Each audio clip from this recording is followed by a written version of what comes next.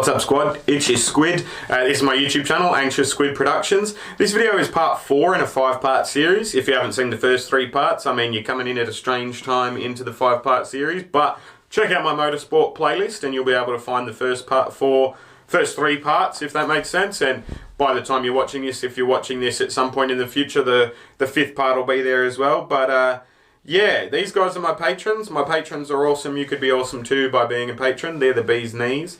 Consider being the bee's knees yourself and joining the Patreon by clicking the link in the description.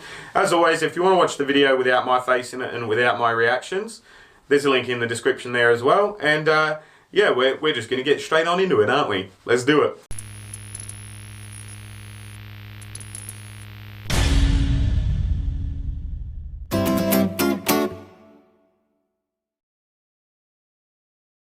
Thanks for coming on this ride with me, guys. This has been an emotional roller coaster. This is the second last video out of this 5-part series, and if you're watching it back to back to back, you'll understand maybe why the start of this video is a bit somber, because Dale has just unfortunately been taken off to the hospital, and Ken Schrader's like a ghost, and the owner of the company is like really noticeably emotional talking about it.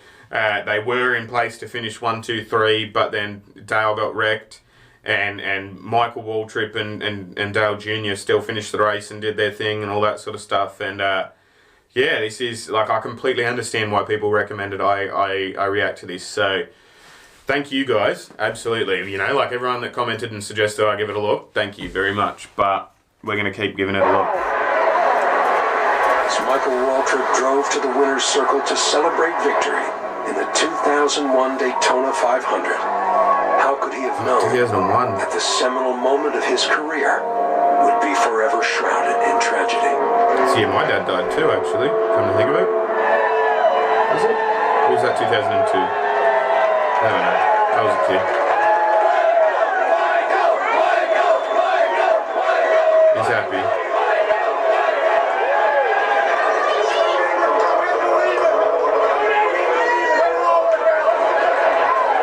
Quit believing, keep believing it'll all work out.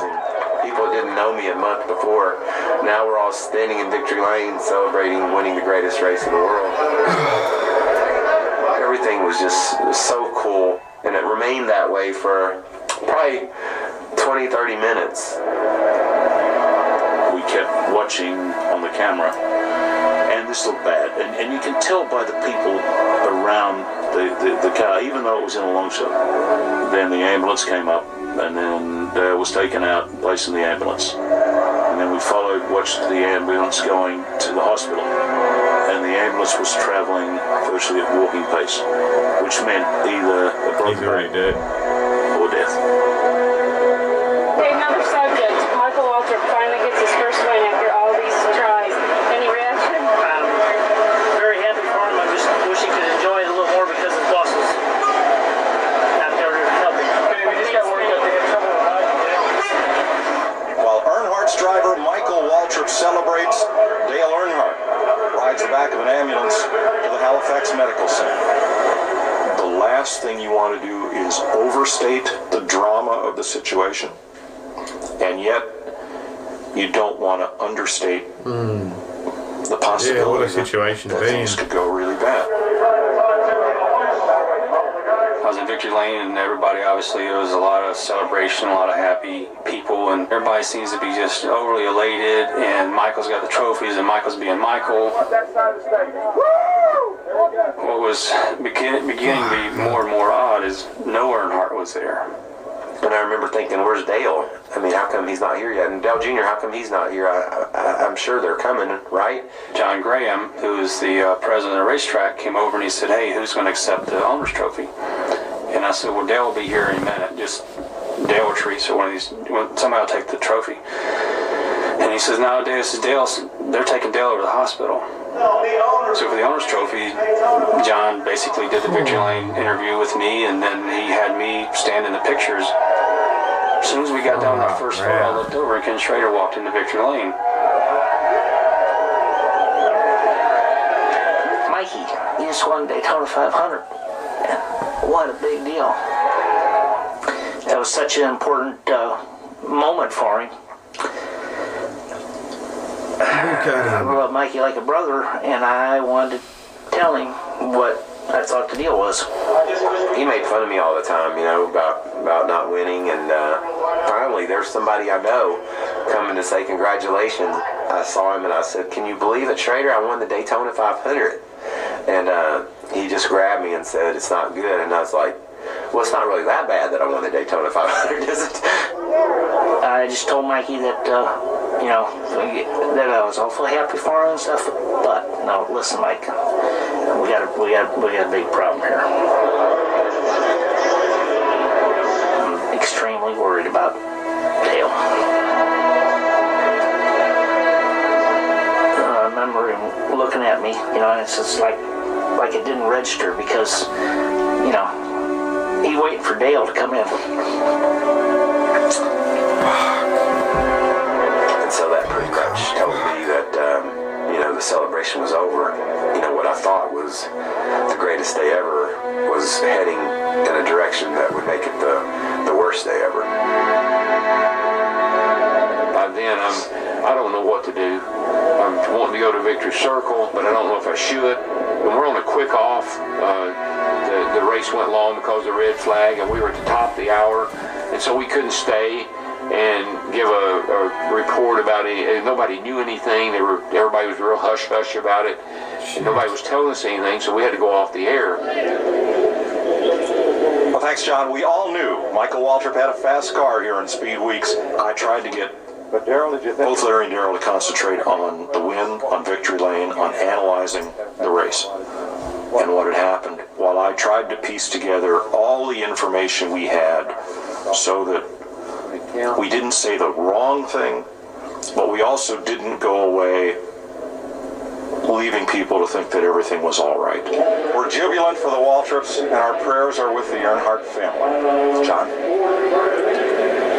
Well, I was going to go to Victory Circle, but my friend Andy Casposito, he's a deputy sheriff. He was going to take me down through the crowd to get to Victory Circle.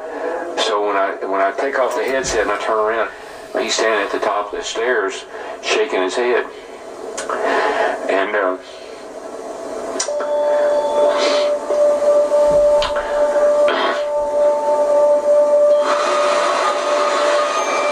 Big Andy's wife she worked at the Halifax Hospital in the emergency room.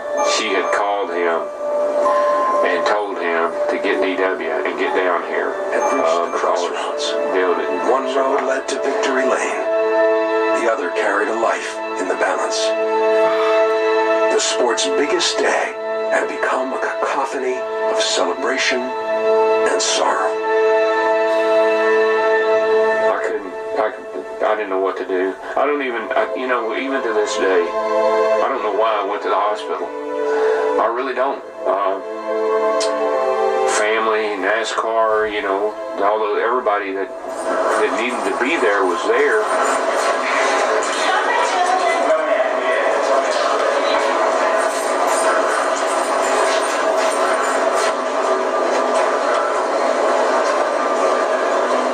We're just in the emergency room. We're inside, and it's not a waiting room outside. We are like inside.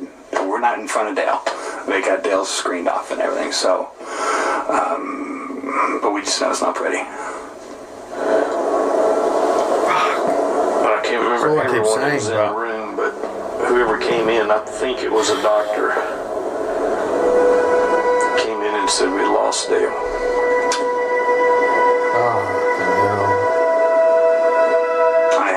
His son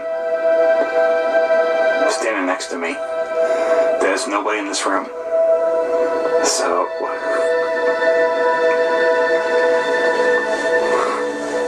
I take care of him. Fuck, man. And we just all sit there and not knowing what to expect next. And just so many layers of sorrow, you know, like, I remember some of us just had our heads down, and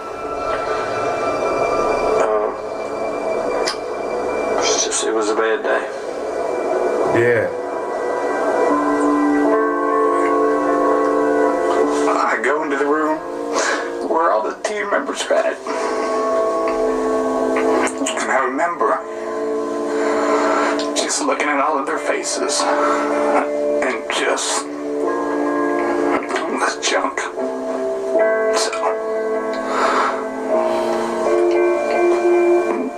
So that's kind of where we all were.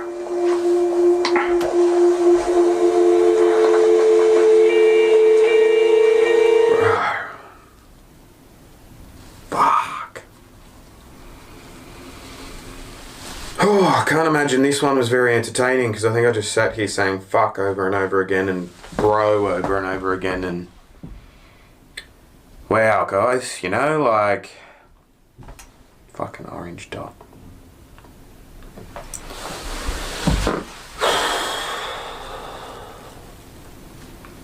Wow, one part to go, huh? Can't imagine this ends on a happy note in any capacity either, so I might have to film like a silly video after this or something to cheer myself up as well or something, but these guys are my patrons. They're cool. You could be cool if you were one of them also. Patreon's a really good platform for supporting people and supporting independent creators, regardless of what there is, you know. I saw a carpenter back home that I'm mates with that makes little park benches that fold up into just benches stuff. He's on Patreon and he, you know, that's cool. There's YouTube creators, obviously, that are on Patreon. There's journalists. Sometimes I follow, like I'm a patron of a guy named Andrew P. Street, who is a political analyst and writer, journalist back home in Australia. Like, doesn't have to be me. Just have a look at Patreon. Patreon's cool. It's a good direct way of funding the creators that you know, like the content of. And this guy's really cool. Like this, like obviously I've got mad respect for Dale Earnhardt now, and Michael Waltrip and Darryl Waltrip and the guy who owned the car and Dale Jr. and like this whole thing. Everyone that's been involved in this entire documentary. Like there are just so many layers to sport. You know what I mean? Like it's more than a game. It's more than like just a sport. Sport is more than sport, you know what I mean? Like there's just something like that hollow in your chest feeling that you the unbridled joy with the unyielding sadness in some capacities as well, you know, like the ebbs and flows. Like it's I honestly think, you know, like, and I'll go into a longer live stream at some point about it, but I honestly think sport now holds the place that religion held once upon a time, you know what I mean? Thousands upon thousands of years. And that's not me trying to belittle your religion, and if you get offended at me saying that, like, just fuck off. I don't care. Like, you know what I mean? Like, that's not what I meant. So don't be offended. Don't make up shit to be offended at. Like, I just feel like this, you know, there's something that brings us all together about sport and about the adrenaline rush that can bring us together. And yeah, wow. Part 5 incoming, guys. This was part 4 in a 5-part series. If this is the first time you've stumbled across my videos, don't just judge me based off this one. Watch the whole series, 1 to 5, and yeah, have a poke around on the other playlists and stuff as well if you want. But I'm gonna get into the last part of this documentary now. So I'll see you guys when I look at you. You'll see me when you look at me. Thanks for watching.